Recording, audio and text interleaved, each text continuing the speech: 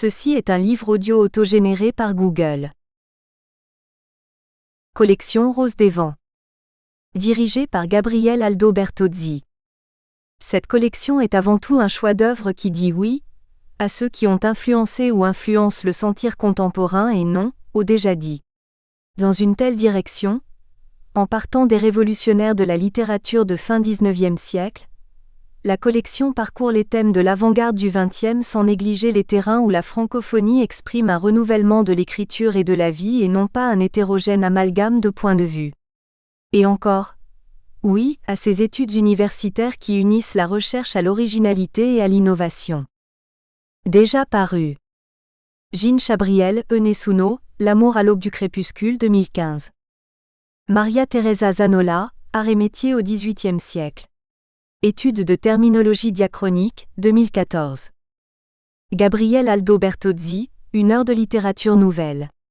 Projet et réalisation, 2013. Marco Nutti, écrivain inspiré par Paul Cézanne. De René Maria Rilke à Virginia Woolf, 2009. Tristan Corbière, Les Amours jaunes, édition établie, présentée et annotée par Lorella Martinelli, 2006. Dédicace. À mon père et à ma mère. Introduction.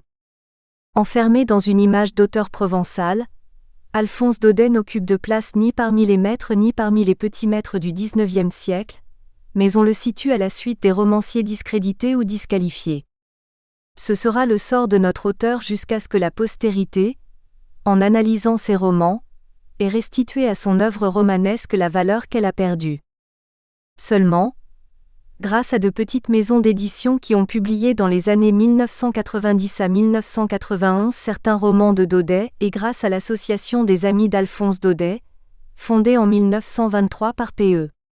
Cadillac et Lucien Daudet, fils de l'écrivain, sous la présidence de Marcel Pagnol, nous pouvons aujourd'hui aborder des travaux très intéressants, en explorant de nouvelles pistes de recherche afin de montrer que notre écrivain est le témoin précieux de la société de son temps, dont il excelle à mettre à nu les rouages et que son œuvre romanesque élève le particulier jusqu'à l'universel. Mais c'est surtout l'édition de la Pléiade qui a redonné à Daudet la popularité littéraire. Cette étude vise à examiner certaines œuvres romanesques de Daudet tant par rapport au sujet de l'enfance brimée que par rapport à celui de la famille dévalorisée, en cherchant aussi à apporter une contribution concernant les analyses des traductions des romans de Daudet en Italie, à comprendre quels sont les romans les plus connus, les plus lus et les plus traduits, mais surtout à comprendre le rôle qu'a eu notre auteur dans le panorama littéraire italien de la seconde moitié du XIXe siècle. À partir du Petit Chose, récit autobiographique qui occupe chez Daudet une place très importante, à la fois parce qu'il est lié à l'affectivité et aux émotions personnelles et parce qu'il s'agit de son premier roman, on tâchera de montrer que dans ce genre de récit, la mémoire joue un rôle très important et compliqué qui se manifeste dans un texte littéraire à travers le langage. Mais l'analyse de ce roman nous a engagés dans la voie d'une recherche des prémices théoriques du récit d'enfance, genre littéraire étroitement lié avec l'autobiographie.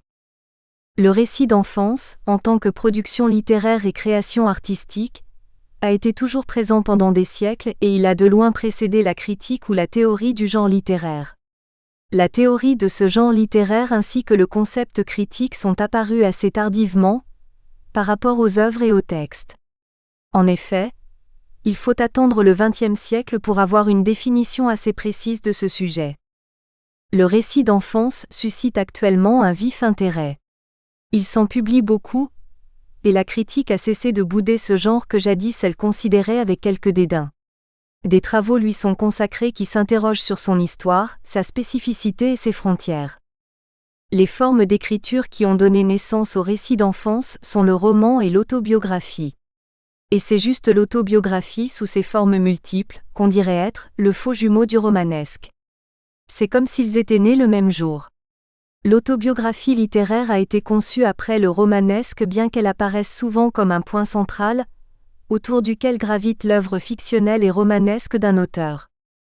Mais pour qu'il y ait autobiographie, il faut qu'il y ait identité de l'auteur, du narrateur, du héros et une perspective rétrospective du récit.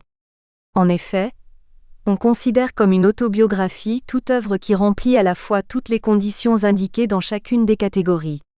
Les genres voisins de l'autobiographie ne remplissent pas toutes les conditions. Quant au roman autobiographique, Philippe Lejeune affirme que tous les textes de fiction dans lesquels le lecteur peut avoir des raisons de soupçonner, à partir des ressemblances qu'il croit deviner, qu'il y a identité de l'auteur et du personnage, lui a choisi de nier cette identité ou du moins de ne pas l'affirmer. Et il conclut que dans ces 10 dernières années, le roman autobiographique littéraire s'est rapproché de l'autobiographie au point de rendre plus indécise que jamais la frontière entre les deux domaines. L'évolution qu'a connue le récit d'enfance dans la littérature française est déterminée par une certaine vision du monde. Son essor au cours de l'histoire correspond à l'image même de l'enfance dans la société et à l'intérêt qu'on lui porte. Et bien que Racine dans Athalie ait porté Joas sur la scène, l'enfant n'avait pas encore d'importance littéraire. Ce sont les romantiques qui, en remarquant que les confidences et les écrits intimes, où l'on relate l'enfance d'une personne, sont une mode de l'époque, analysent ce phénomène littéraire, en déclarant que ces formes d'écriture répondent à un instinct pressant qui porte l'homme arrivé à un certain âge à se pencher sur son passé pour y retrouver son moi d'avant les déceptions. Le thème de l'enfance, étroitement lié à la situation historico-socio-culturelle et politique de la France, a connu son essor en 1870, période française cruciale. En fait, c'est après la défaite de 1870 que l'enfant est à la mode. Il représente les espoirs de la nation, en devenant le personnage héros autour duquel gravitent les autres éléments de la narration. Daniel Madlena, dans son étude sur le récit d'enfance, remarque qu'une masse de poèmes pour l'enfant, réservoir d'explications, de récitations, destiné au système pédagogique qui resserre son maillage sur la France, comprend des poèmes de l'enfant surtout lyriques. C'est donc l'époque où les œuvres littéraires représentent un enfant malheureux, brimé et brutalisé. Mais c'est aussi la naissance de l'individualisme qui confère un grand succès à l'enfant et au récit d'enfance postérieur à la Seconde Guerre mondiale. During the period which has elapsed since World War II, childhood autobiographies has proliferated on an unprecedented scale. And during the last decade or so, critical studies of autobiography a literary genre have similarly multiplied. The two phenomena are clearly not unconnected. Both reflect that unparalleled upsurge of individualism which, paradoxically, is the byproduct of socialistic leveling. La matière traitée dans Le Petit Chose se relie inévitablement au roman Jack. Il est inévitable donc de s'approcher de l'analyse de la condition de l'enfant au XIXe siècle face à l'institution scolaire, familiale et au milieu social, en soulignant la figure du raté. Si Bourget n'appréciait pas ce terme créé par Daudet pour désigner les déclassés ou les artistes parasites, l'anthropologue italien Cesare Lombroso avait utilisé dans son œuvre le terme matoidi dans le même sens que raté, pour qualifier les artistes incapables de produire une œuvre originale. On peut affirmer donc sans aucun doute que ces personnages daudétiens ont été l'objet de son étude anthropologique. En effet, les fruits secs, ces artistes tous enragés, contre la société qui ne voulait pas de leur talent, décrits par Daudet dans Jack, correspondent parfaitement aux matoïdis décrits par Lombroso.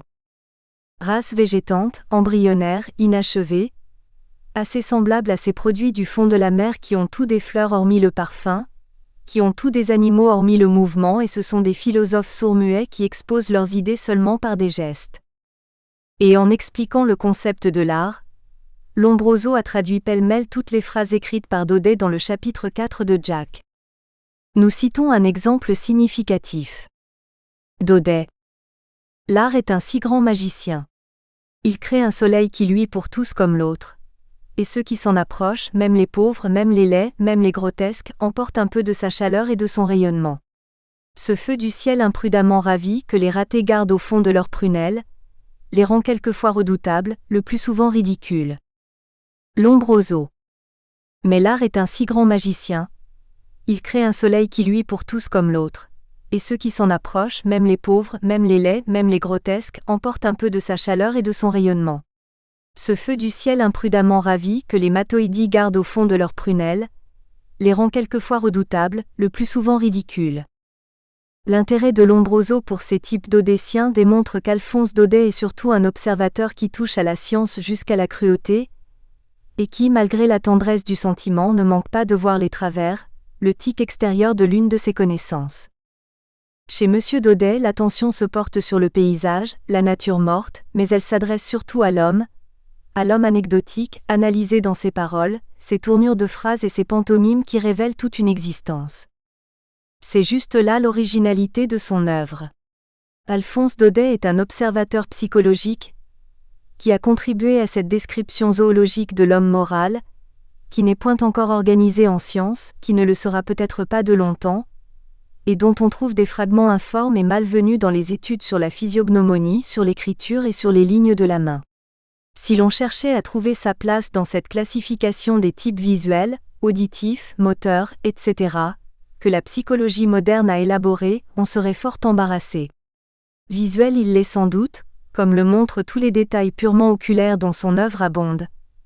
Mais il est également auditif, et il nous a dit en insistant qu'il est très sensible chez une femme au charme de la voix, plus encore qu'à la beauté du visage. C'est que la voix, nous l'avons souvent remarqué, fournit à celui qui étudie les caractères des renseignements plus nombreux et plus fidèles que les jeux de physionomie. En pénétrant dans le dedans de ses semblables, il devient plus que tout autre un grand observateur des mœurs contemporaines. Ses romans se prêtent à des interprétations les plus diverses, surtout d'un point de vue social et psychologique. En effet, on peut envisager et saisir l'ensemble du corpus des romans considérés en tant que texte social vivant, inscrivant l'expérience de l'existence et du monde dans la pratique de l'écriture. Daudet est animé de la volonté de témoigner. Il écrit jusqu'à ses derniers jours et le livre devient pour lui l'espace d'une vie tout entière. Cet attachement à l'écriture est bien décrit aussi par le critique italien Edmondo de Amici, qui, avec émotion, qualifie Alphonse Daudet grand travailleur, en précisant que chaque œuvre est précédée d'une minutieuse recherche documentaire. En racontant le malaise que l'auteur du Nabab avait eu pendant la rédaction de ce roman, notre critique affirme que Daudet est plus attaché à l'écriture qu'à la vie elle-même. D'un point de vue psychanalytique, on peut entrevoir dans cet attachement scriptural tant la réussite de la vie littéraire comme la revanche de ses études interrompues et puis reprises que le désir de s'éterniser par l'écriture. Par conséquent, on peut relever que sa féconde production littéraire peut être liée à son désir brisé. Il se trouve du jour au lendemain privé de toutes les choses qui lui sont plus chères, obligé d'interrompre ses études et de gagner sa vie par des souffrances et des humiliations. Ce traumatisme, bien décrit dans Le Petit Chose, a conduit Daudet à faire état de plusieurs séries de faits. Selon Durkheim, l'apport intellectuel est étroitement lié aux situations de crise. Et à ce propos, Rémy Ponton affirme que la ruine des faits et recompose les catégories perceptives et cognitives du réel. Avec la rupture des cadres de référence se développe le goût pour l'observation et les facultés d'analyse. Les rapports sociaux sont vus, selon la formule célèbre de Marx, dans les eaux glacées du calcul égoïste, ce qui transforme l'individu en quasi-sociologue de son propre groupe. De ce point du développement sont à rapprocher certaines scènes familiales dans les autobiographies de Fabre et de Daudet. Les auteurs y retracent les effets pour l'idée de soi et d'autrui, de changements soudains de comportement dans l'entourage, lorsque devient évidente l'insolvabilité de l'entrepreneur en difficulté. L'histoire familiale marque donc fortement l'activité littéraire de Daudet. Le Petit Chose, Jack et Sappho ne sont que les exemples les plus éclatants d'une écriture de l'expérience, d'une écriture qui implique nécessairement le moi et le monde. En ce qui concerne l'écriture comme une façon de s'éterniser, on pourrait objecter que la crainte de la mort est liée à la pratique de l'écriture. Il s'agit d'une pratique cathartique, de la manifestation d'un instinct de conservation, d'un moyen pour dédramatiser la mort ou la souffrance. Mais il s'agit aussi de posséder le sentiment de l'éternité, qui n'est pas seulement un attachement de l'homme à la vie terrestre, mais c'est surtout l'amour que l'homme a pour sa propre personnalité et pour son propre moi. C'est alors que naît en lui l'instinct de la conservation, et le désir intense d'échapper à la mort, à l'anéantissement. Dans cette perspective d'analyse, l'écriture peut être considérée comme la duplication du même qui confère au moi l'assurance d'une éternité en devenir, ou la fonction du double a un potentiel défensif. Le double comme potentiel défensif se manifeste chez Daudet en rédigeant la Doulou, son journal intime. En soulignant la relation entre l'écriture et la maladie, Pierre-Jean Duffief remarque que cette écriture intime devient pour Daudet un remède contre la solitude, un moyen d'exprimer ce que l'on a besoin de dire et que les autres ne veulent pas entendre. L'écriture permet enfin de dominer la maladie. Daudet se dédouble et adopte le regard distancié du clinicien. Il recourt au discours scientifique, qui lui permet de rester objectif, d'intellectualiser sa souffrance. C'est aussi pour l'écrivain une façon de s'assurer de sa lucidité, de la permanence de ses moyens intellectuels. Le journal intime est le journal du salut, une garantie contre la folie et ou le gâtisme qui menace le malade. Dans ce dédoublement nous apparaît un Daudet acteur de ses actions et spectateur de sa maladie. Daudet artiste regarde avec objectivité et rigueur scientifique Daudet malade. C'est vrai. L'artiste n'est artiste qu'à la condition d'être double, et de n'ignorer aucun phénomène de sa double nature.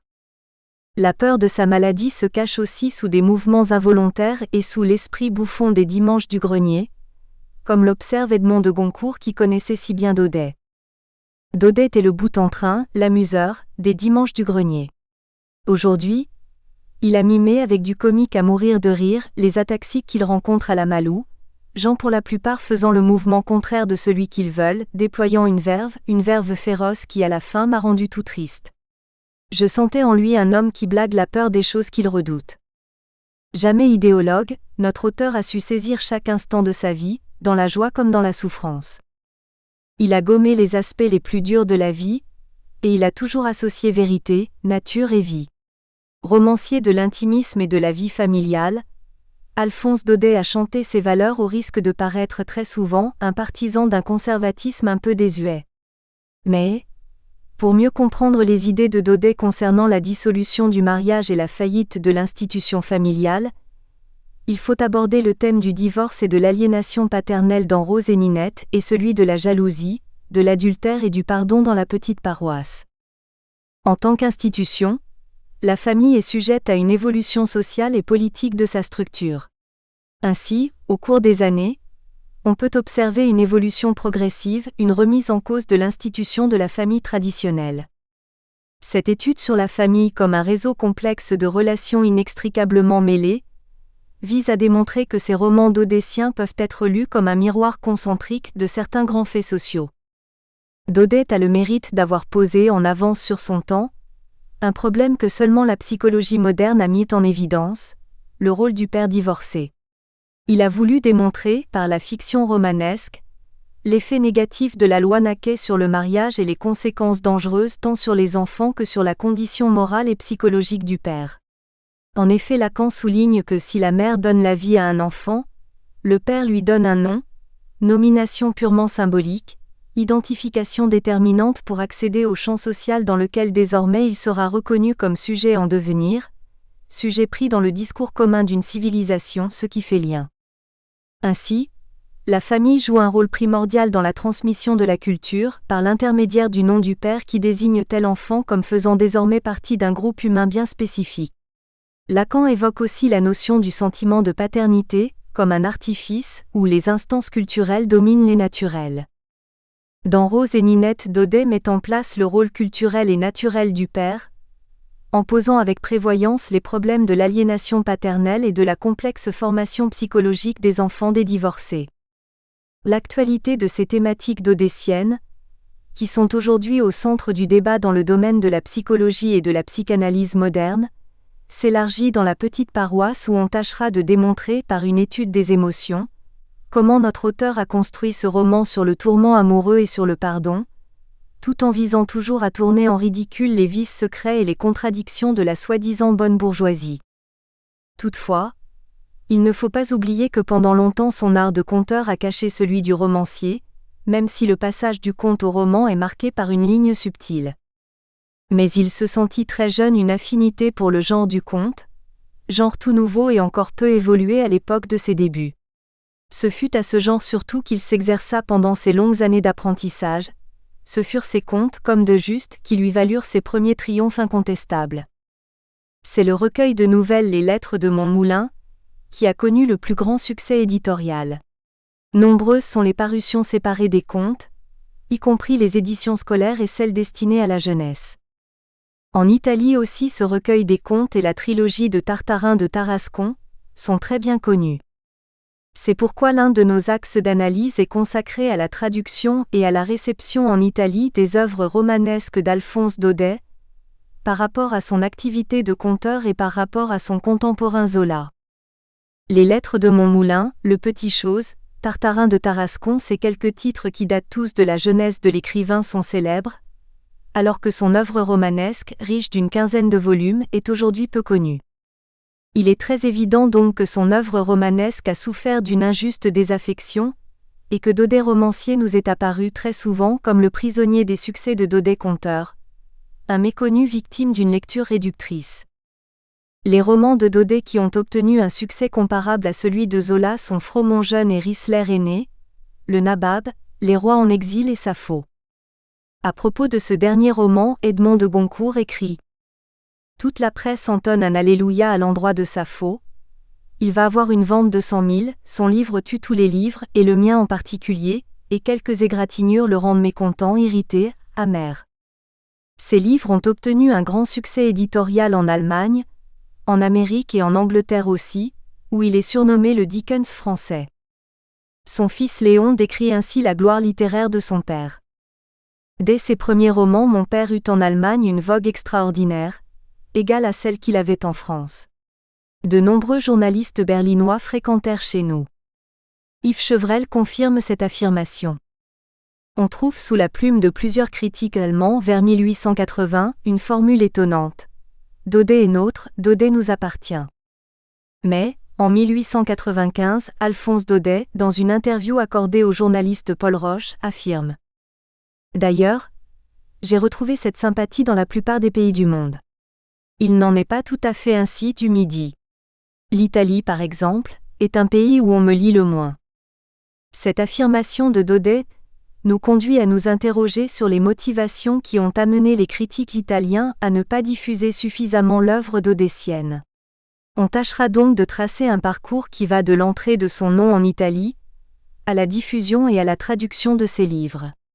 Même si, dans cette période, en Italie, Émile Zola devient l'écrivain français le plus connu et le plus discuté, cette étude démontrera que le nom de Daudet est cité très souvent dans les chroniques littéraires de l'époque, à côté de celui de Zola.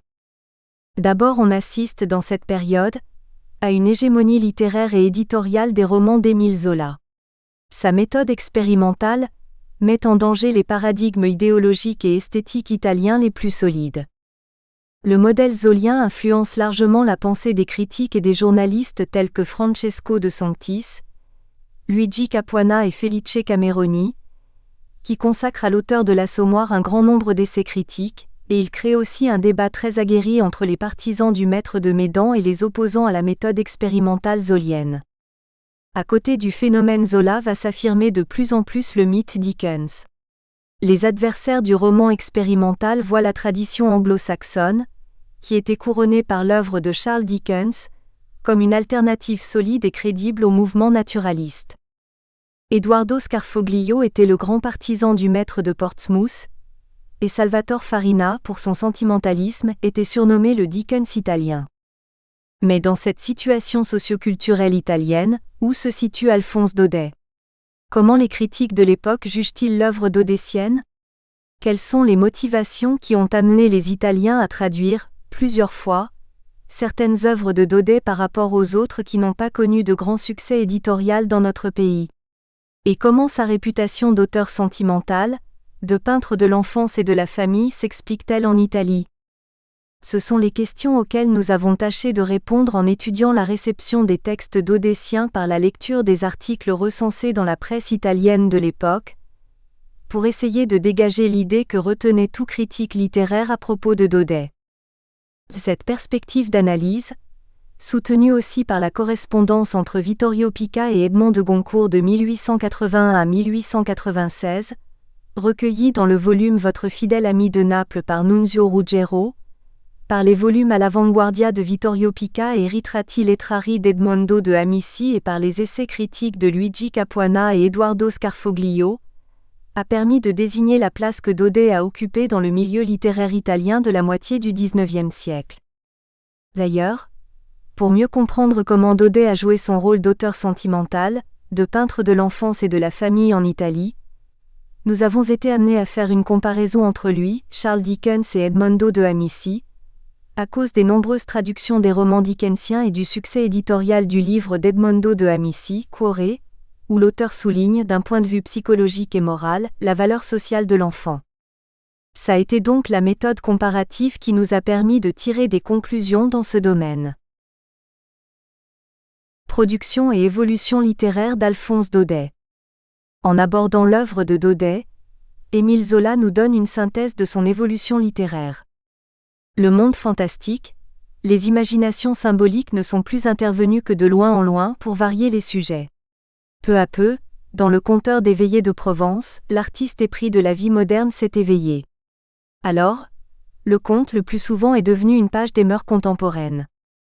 Ainsi pouvons-nous noter que depuis le début fantastique et symbolique des premières œuvres, en passant par le trait autobiographique, Daudet arrive à tisser des romans des mœurs contemporaines toujours pris sur nature et toujours imprégnés de ses sensations et de sa sensibilité très originale. Murray Sachs rapporte cette évolution à la vie même de l'auteur. Il partage la carrière de Daudet en 3 périodes. Dans la première, notre auteur se consacre surtout au journalisme dérivé de la chronique. À partir de 1874, année de la parution de Fromont jeune et Risler aîné jusqu'à celle de Sappho en 1884, Sachs prend en considération la période de la production des romans réalistes. La subjectivité prend la place de l'objectivité dans la 3e période à partir de 1885. Selon Sachs, cette subjectivité de la dernière phase de la vie littéraire de Daudet est liée à l'évolution de sa maladie. Désormais incapable d'observer par lui-même, il approche du roman d'idées. Mais si l'on considère l'œuvre de Daudet dans sa totalité, on peut dire que le découpage fait par Sachs est une chronologie historique très rigide, parce qu'on retrouve dans l'œuvre de notre écrivain un va-et-vient incessant de formes et de thèmes entre les textes. Il suffit de lire l'histoire de mes livres, où Daudet raconte la genèse de ses romans, ou le dossier de notes de Roger Ripoll pour comprendre que le romancier réutilise ses propres textes. C'est pourquoi le passage du conte au roman, du roman au théâtre est très évident. Anne-Simone Duffief aussi souligne que le romancier revient avec Tartarin sur les Alpes et porte Tarascon au pastiche et à la parodie. Il renoue à la fin de sa vie avec les genres brefs, le très court roman, Rose et Ninette ou les longues nouvelles La Fée d'Or et le Trésor d'Arlatan. Il reprend sous forme biographique le récit de son arrivée à Paris déjà traité sous forme romanesque. Son œuvre repose principalement sur ses réminiscences, ses expériences vécues, ses souvenirs d'enfance et de jeunesse et sur les épisodes dont il est témoin. On retrouve ainsi, dans les textes de Daudet, un narrateur omniscient qui donne au lecteur des romans et des récits fortement individualisés. Si nous considérons que tous les personnages de Daudet indiquent une personne réelle sous le couvert de la fiction et que l'écriture de soi, elle-même, est romancée, nous pouvons alors affirmer que les romans de Daudet sont surtout des romans à clés. En fait, le recours aux clés permet d'intégrer à la fiction des êtres réels sans rompre la continuité du récit imaginaire.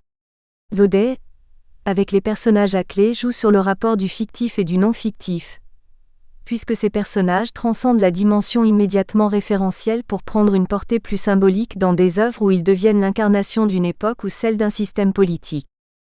En outre, la dimension autobiographique et le moi du récit personnel romancé font d'Alphonse Daudet un mémorialiste et c'est ce qui garantit au texte leur vraisemblance. Mais il faut noter aussi que le déjà-vu permet à l'écrivain de socialiser et de dominer l'expérience douloureuse, de prendre une revanche sur les humiliations passées. Cela signifie, en termes psychologiques, maîtriser la douleur afin de ne pas la subir. Daudet exorcise ses mauvaises expériences par ses romans, et avec certains personnages il prend une distance pour établir la place de l'homme arrivé au succès par rapport au jeune provincial très ambitieux. Une autre vie est donc créée par Daudet dans l'espace des pages de ses romans.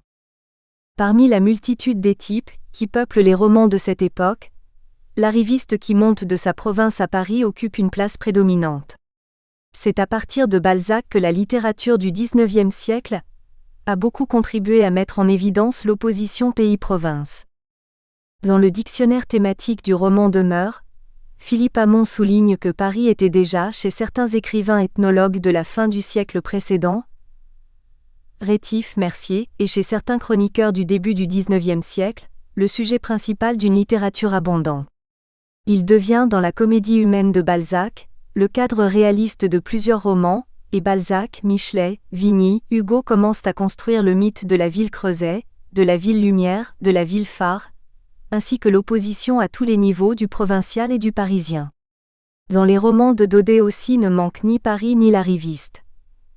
Il décrit l'arrivée de Daniel à Paris dans Le Petit Chose, tandis que dans Jack on trouve l'évocation de Paris quand le héros s'enfuit du gymnase Moronval pour rejoindre sa mère à Étiole.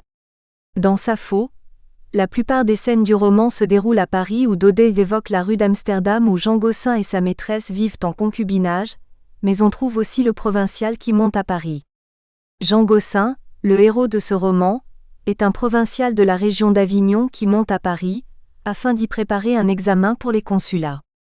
Dans le roman Numa Roumestan, Daudet montre l'ambition de certains personnages, d'origine régionale, qui montent à Paris. Cette transformation de méridional en parisien est bien incarnée par le héros du roman, un homme politique fanfaron et menteur qui respecte très bien le rôle de l'arriviste.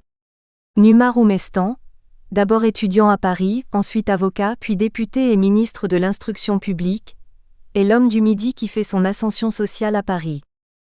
Beaucoup de ces éléments s'enracinent dans la biographie de notre auteur. Daudet lui-même est l'homme du Midi qui monte à Paris pour commencer sa carrière littéraire. En effet, il arrivait de Nîmes. Maître d'études dans un collège, un beau jour il en avait eu assez de ce métier de cuistre et il était rentré chez lui. Mal accueilli par son père, il était parti pour Paris, sans même dîner, comme ça en coup de vent. Malheureusement, le prix du voyage avait absorbé les maigres économies du pion. Et les bagages, toute une bibliothèque, 32 francs d'excédent. Poche nette. Il y avait 3 jours qu'il n'avait mangé, le pauvre. Mais bah, à Paris, son frère l'attendait et on allait se rattraper pas moins. Les lecteurs qui voudraient savoir ce que devint dans la capitale, notre jeune voyageur n'auront qu'à ouvrir Le Petit Chose et 30 ans de Paris.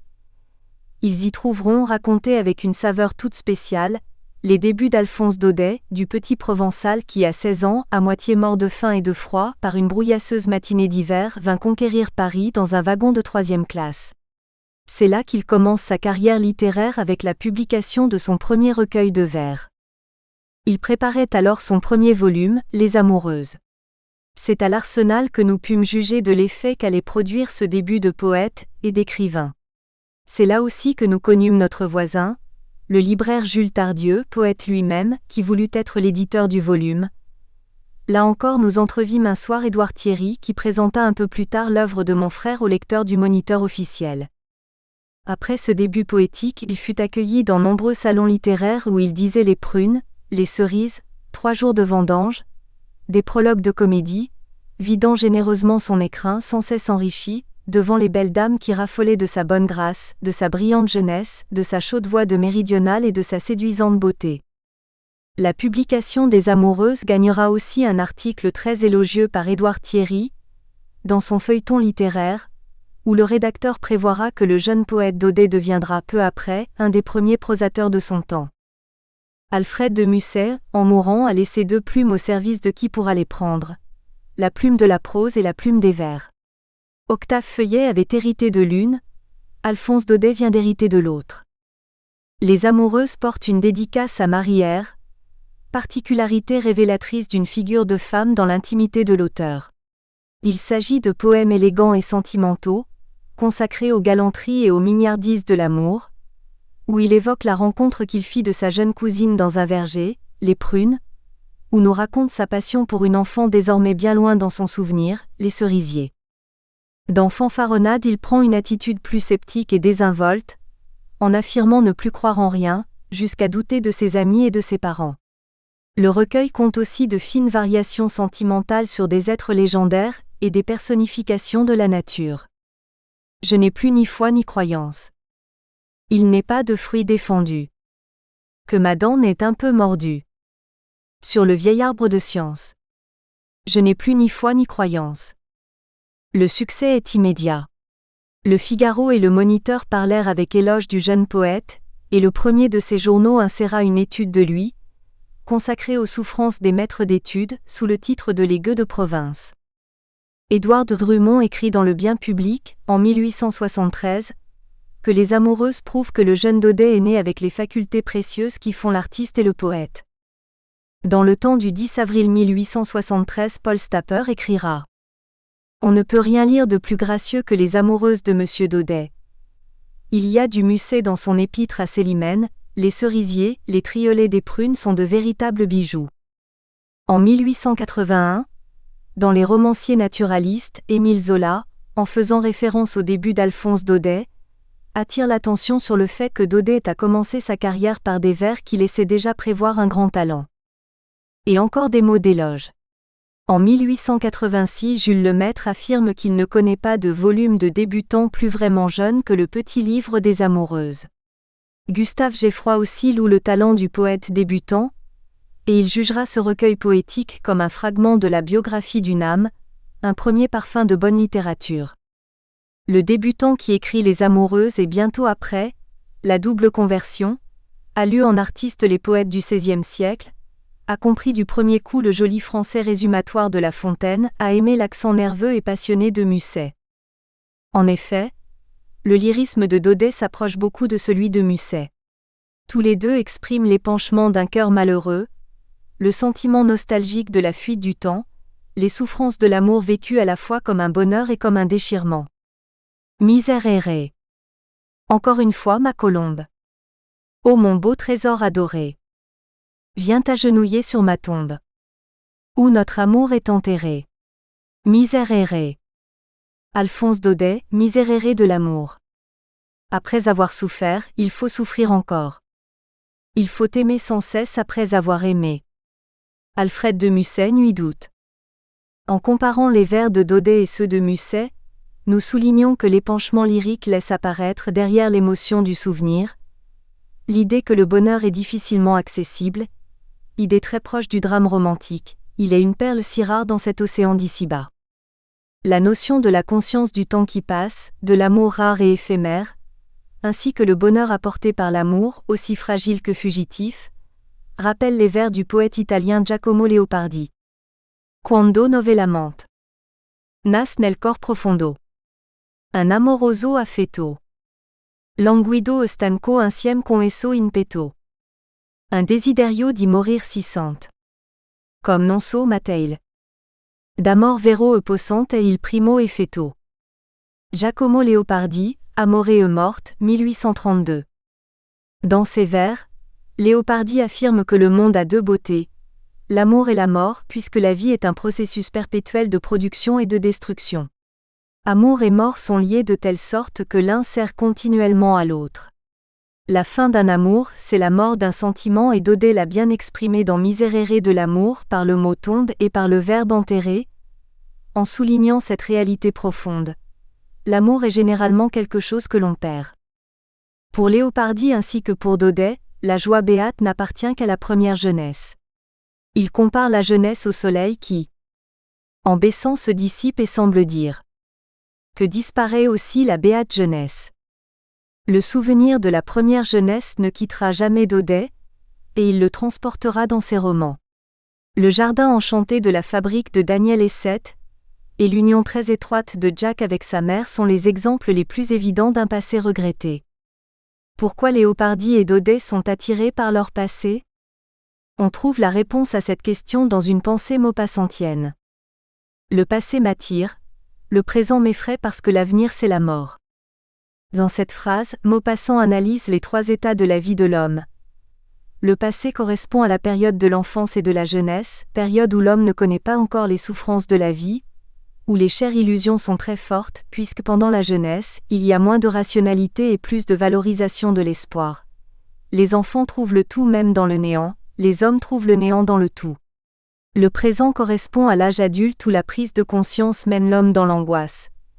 C'est l'état de la vie le plus difficile parce que l'homme se trouve à mi-chemin entre le regret du passé et l'incertitude de l'avenir. C'est pour cette raison que le présent ne peut jamais être poétique. Selon Giacomo Leopardi, le poétique se trouve toujours dans le loin, dans l'indéfini, dans le vague. La rimembranza è essenziale principale nel sentimento poetico, non per altro se non perché il présente, cal scegli sia non può essere poetico, il poetico, si trova sempre consistere nel lontano, nell'indefinito, nel vago. Précurseur de Freud dans plusieurs de ses œuvres, Alphonse Daudet nous prouve dès l'Arlésienne que l'amour absolu n'existe pas. En effet, en termes psychologiques, l'amour absolu est un fantasme, lié à la figure de la mère toujours présente dans l'imaginaire masculin. C'est grâce à l'imagination que l'homme peut trouver dans la fantaisie le plaisir qu'il ne trouve pas dans la réalité. Daudet, ainsi que Léopardi, cherchent à éprouver et à donner le bonheur à travers l'illusion. Tous les deux sont conscients que le seul plaisir de l'homme est la fin de la douleur. Et si pour Daudet cette imagination se transforme dans une prose mélangée de réalité et de fiction où règne très souvent le mensonge, pour Léopardi cette imagination se transforme dans la notion de l'infini, du loin, par rapport à ce qui est proche et défini. L'homme est condamné à aspirer au bonheur et au plaisir et cette tendance, par nature, n'a pas de limite, alors que le bonheur et le plaisir sont toujours limités. C'est juste là que le malheur de l'homme naît. La distance immense entre l'infini du désir et la finitude du plaisir. Ce pessimisme poétique de Daudet se traduit dans son œuvre romanesque, en créant des personnages qui ont des relations amoureuses dangereuses ou qui ne sont pas capables de progresser. Ce qui est valorisé, c'est le passé, c'est un moment de la vie caractérisé par l'intensité des relations de l'être avec ce qui l'environne, par le charme des illusions, par l'incompréhension du mal, et par la suite, les instants heureux sont ceux où un tel état est retrouvé. Pour Musset aussi les relations amoureuses sont faussées par la perfidie de l'amour-propre. Telle est la leçon de « On ne badine pas avec l'amour ». Les dialogues dans cette pièce traduisent la complexité des réactions du cœur et certaines répliques font penser à des aphorismes de moralistes. Je ne suis ni assez jeune pour m'amuser de mes poupées, ni assez vieux pour aimer le passé. Même Daudet, dans Fanfaronnade, affirme qu'il a désormais vieilli sur le plan sentimental. Mon cœur est vieux, il a mouri. Dans la pensée et dans l'étude. Il n'est pas de vieille habitude. Dont je ne l'ai enfin guéri. Mon cœur est vieux, il a mouri. Par une analyse comparative des vers de ces trois auteurs, on peut considérer Alphonse Daudet, Alfred de Musset et Giacomo Leopardi des éloquents poètes du désespoir. D'ailleurs, Daudet avait bien compris l'âme poétique de Musset, et à l'occasion de sa mort, il écrit un poème où il enferme en quelques mots tout son tempérament artistique. Nature de rêveur, tempérament d'artiste. Il est resté toujours triste. Horriblement triste. Sans savoir ce qu'il veut. Sans savoir ce qu'il a. Le 1er mai 1857, mort d'Alfred de Musset in Les Amoureuses. La poésie chez Daudet n'est pas seulement un apprentissage de jeunesse en littérature, mais elle est surtout l'expérimentation pour définir un style. Le même style se cache sous l'écriture en prose. Tous ces sourires de dessins si divers, tous ces cris où il y a du roucoulement et de la violence, évoquent une physionomie personnelle d'écrivain curieux de sentiments, épris de la musique des mots, habile à faire tenir une longue et complète vision dans la phrase brève, sensuelle, dont la raillerie confine sans cesse à l'émotion. Les témoignages, ici rapportés sur le début littéraire de Daudet comme poète, nous semblent nécessaires pour bien comprendre son style narratif. Sa finesse poétique et lyrique se mêle très souvent au récit de la réalité. Daudet poète transforme en prose ses vers en donnant au lecteur une charge d'émotion qui laisse sur le cœur un voile de nostalgie. De la poésie au reportage. Pendant qu'il travaille chez le duc de Morny, Daudet entame aussi une collaboration avec de nombreux journaux, Paris Journal, l'Universel et Le Figaro. C'est Le Figaro qui accueille ses contes fantastiques sous le titre de Chroniques rimées, et c'est toujours au Figaro que Daudet commence son activité journalistique, de chroniqueur et de conteur. Ce fut une grande joie. Le Figaro, c'était pour un écrivain comme une consécration, un brevet de talent, la porte des éditeurs ouverte. Mon frère a commencé là sa réputation, d'abord avec des chroniques en vers, des études en prose, des scènes dialoguées, le roman du Chaperon rouge, les rossignols du cimetière, l'amour trompette, puis avec ses récits continués. Le XIXe siècle est considéré comme l'âge de l'essor de la nouvelle, même si ce genre littéraire a ses racines dans le reportage. Les nouvellistes étaient les ancêtres des reporters modernes. Ils parcouraient les villes, se faufilaient dans les salons pour échanger des informations, inventaient des nouvelles. Le reportage appartient tout à son siècle, le 19e. Nous espérons que vous avez apprécié cet aperçu. Pour continuer à écouter ce livre audio sur Google Play Livres, utilisez le lien dans la description de la vidéo.